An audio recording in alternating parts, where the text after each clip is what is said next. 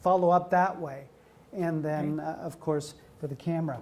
So does anyone have a question right away? Because I know many of you have had long and flourishing relationships and memories with Karen and Charlie. So anybody have a question? I'll start with Randy there.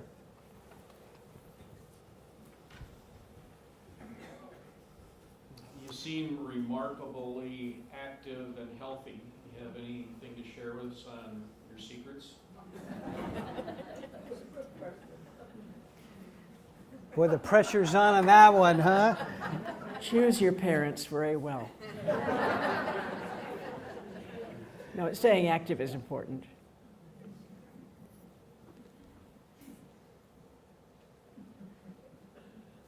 I'm going to get some exercise tonight, I can tell.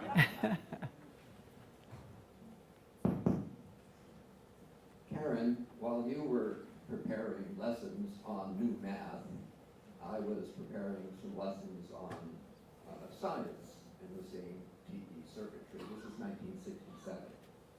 But I do have a question. It's always been on my mind.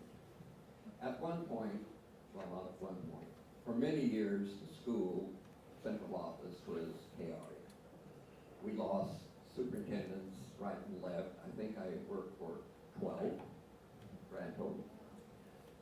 But at one point, we had an elementary school principal who was serving as interim superintendent.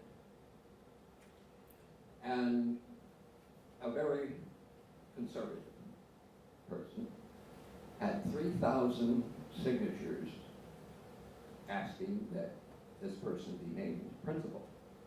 It was assumed all along that this person would be named principal. Except out of nowhere, and Charlie was on the school board along with honoree Stetson, who was a part of the extension service here. A very well qualified, last minute black person was being considered, and lo and behold, very quickly was named superintendent of schools and changed the political direction of the school district for quite a number of years. Did you have anything to do with that? Really? And you didn't even need a microphone. So, any other questions? Oh boy, this is a bashful audience. Well, there we go. Well, I've got some follow-up questions too, but Karen, I've never heard you speak German or Russian. I expect you're fluent in both, or you were, or Charlie was at least. And how did you communicate when you were spending all that time? He spoke English quite well, too. Shall I use this one? Yeah. Okay. Charlie spoke fluent Russian and German, but I only spoke the German that I picked up in Germany. But being there 5 years, I picked up enough to get around. And I really loved being in Germany. I liked the German people. I especially loved their music. So, ich kann ein bisschen Deutsch sprechen. well, and just a quick follow-up to that question though. Charlie picked up German just on his own, didn't he? He had a kind of facility for language. He certainly did. And then when he was getting ready to come here and teach, he hoped, he hired us tutor to improve his German, since he'd picked it up and it was almost as ungrammatical as mine, but he got that fixed before he came over. And taught. Yeah. I saw another hand back here. Yeah. Judy Stoof is my name, and I've known Karen since '62 at Maine Junior High, and Yeah. she appeared in July '63 at my quick wedding at 9:30 in the morning, and after I got married, my husband and I enjoyed many times socializing with Karen and Charlie, and we enjoyed listening to Charlie and Perry play devil's advocate.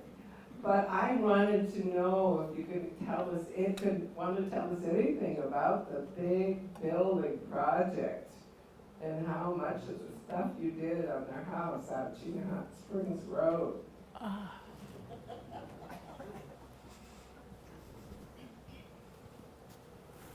I guess we were typical Alaskans. We wanted to build our dream house out in the country, way out in the woods, away from everybody.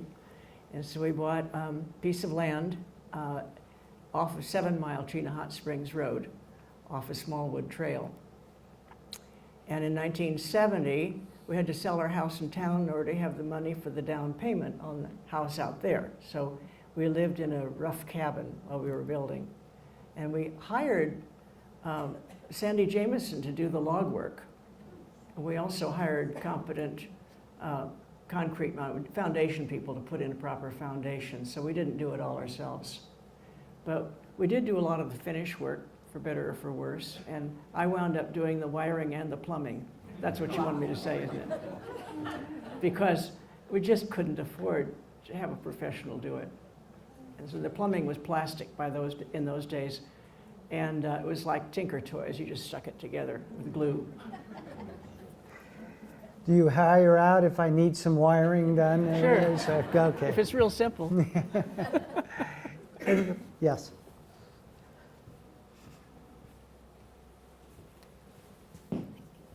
I'm Judy Tolbert, and I want to say that Charlie in the state legislature was just in the forefront of getting through a bill through the Alaska legislature to fund foreign languages being taught in the state of Alaska, which has not happened since. And I cannot remember the amount, but it was a substantial amount of money for teacher training and workshops and starting the Alaska Foreign Language Association, summer academies, and it was wonderful. So, thank you. And we would love to do that again. Is this on? Okay. You It's don't on have to for the bring- camera. We can see Russia, you know, from our doorstep. Yes, I We see. have foreign languages in this Right. state.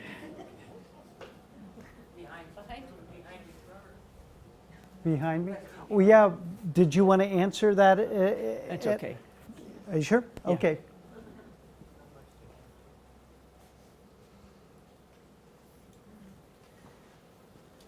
Hi Karen, I want you to correct or affirm my memories.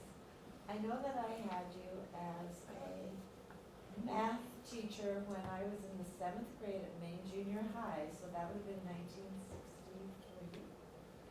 And you were a substitute teacher, but I think I met you before then because my great uncle, Art Stoner and his wife, Esther Stoner, I think they lived on 4th Street, and I would go over there a lot to visit their daughter.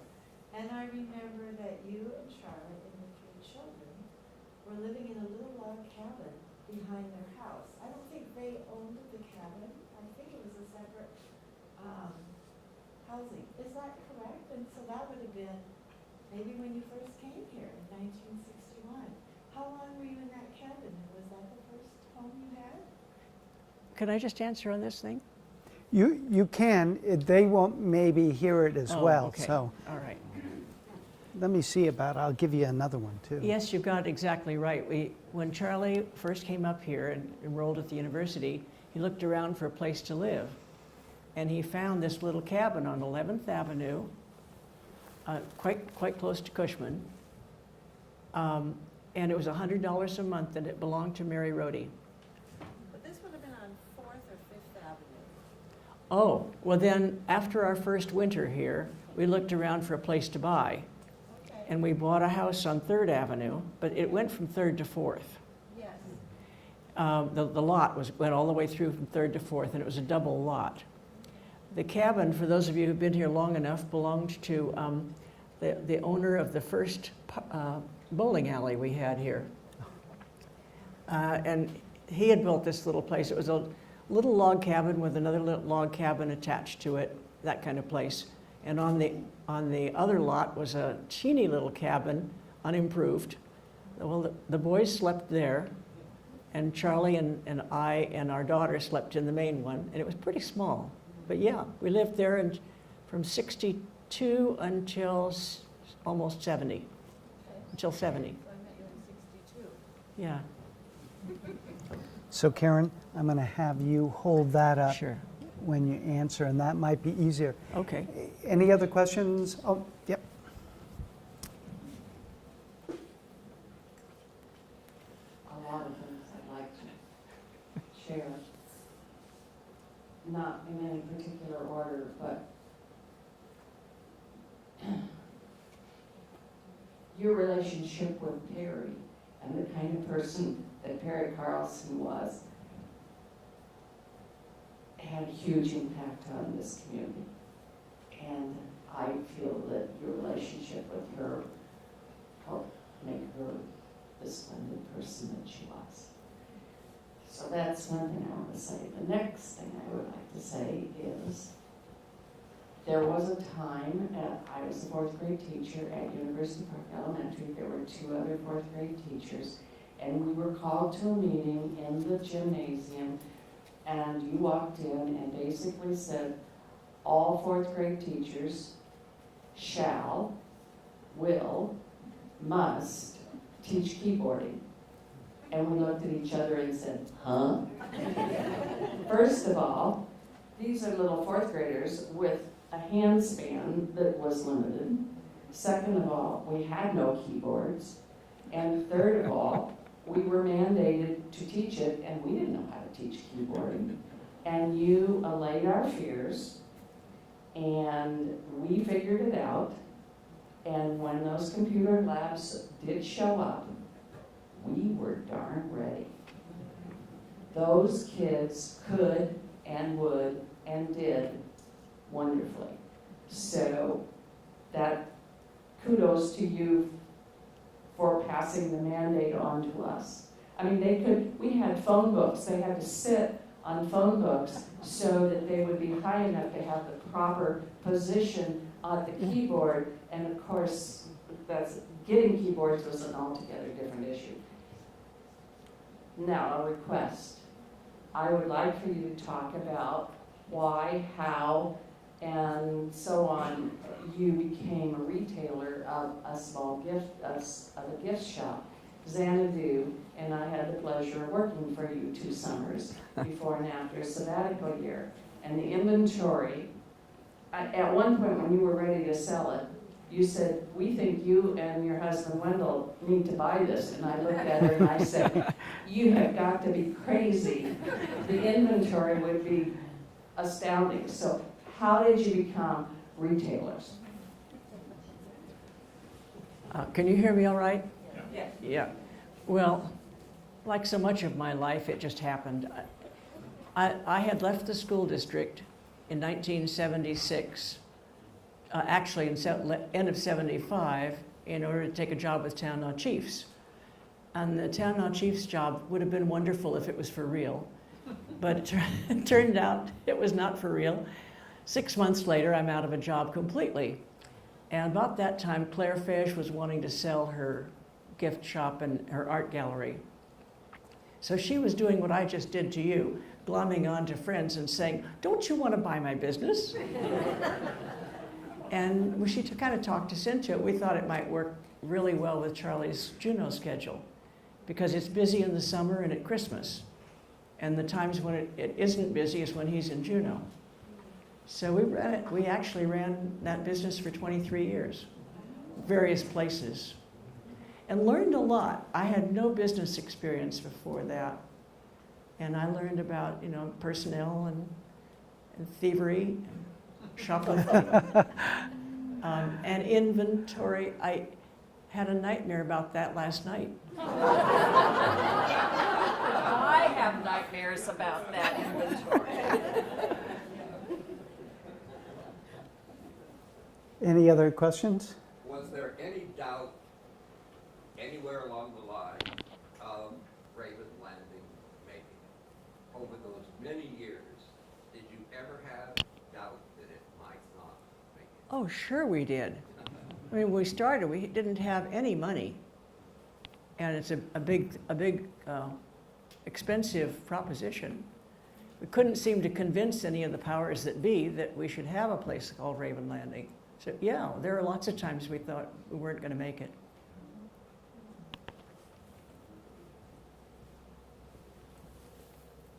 I understand that Charlie was a registered Democrat and you were a registered Republican. Tell us how that worked. Well, I was raised in a Republican family. All my relatives are Republican, and I just naturally figured I was Republican. And I was even a little bit active in the party here in Alaska, just sort of civic duty kind of thing. But along about, I don't know, it must have been around the 70s, I guess, the Republican Party became, in Alaska anyhow, was kind of taken over by a very ultra-conservative religious right wing. And they were, they were wanting to pass laws about where you could live and what you could do and your personal life, and very moralistic and very anti-progressive. And they were in charge. I got really pretty tired of going to those meetings and being not heard at all. So when I actually did, I just stopped being active. And then when I went to run for office the first time for state office, the first time I ran was against Gene Theriault, and he had won the Republican primary unopposed, and there was no Democratic candidate.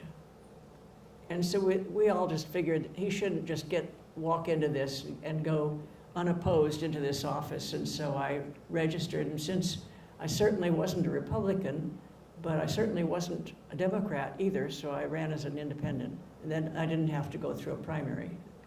I knew I would lose, but at least I gave him a run.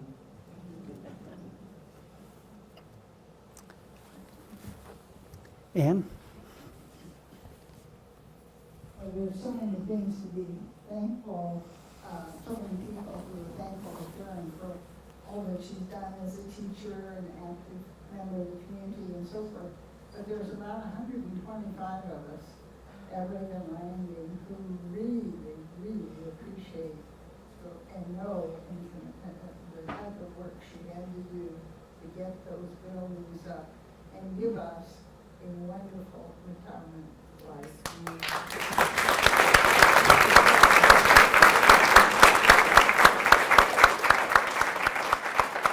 Well, thank you very much, but honestly, you make it sound like this whole thing was altruistic, totally altruistic. And actually, Mary Ann and I were just trying to build the kind of place we'd want to live in. And I will also say that it turned out way better than we dreamed, and it's because of you folks. We have such wonderful people living there, and you act like we hoped you would. Karen, I don't think anybody else could have pulled it off. You had the background through Charlie. It's right here, I'm saying. You had the background through Charlie, you had the connections, you had the wherewithal, you had the strength and the courage. You did a fabulous job. Thank you, but I happen to know at least a dozen people who could have done it. So Karen, you're my hero, you know. And the only thing wrong with this gathering is you're all too old.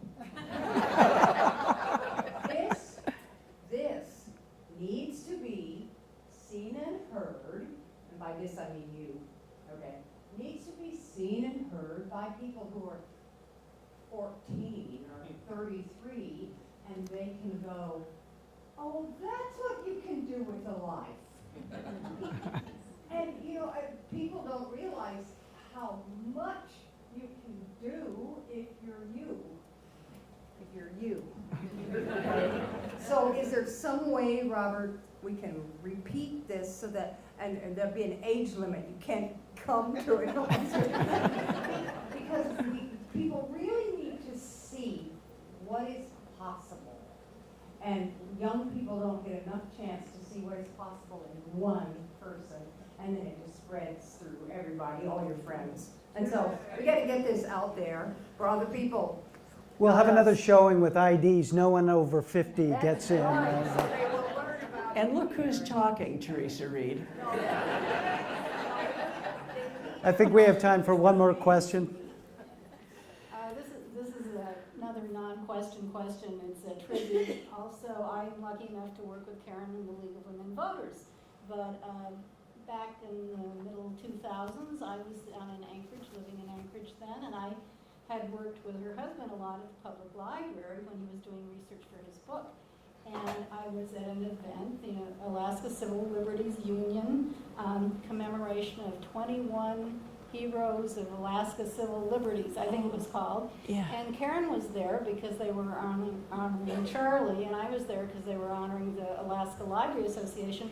So I went up to her, and I didn't really know her, but I did say I had been her kind of neighbor down Chena Hot Springs Road, and I worked with her husband, and she immediately started telling me about Raven. And I mentioned that I was going to return to Fairbanks. She immediately started talking about Raven's Landing in the midst of all this gala, and I was very impressed.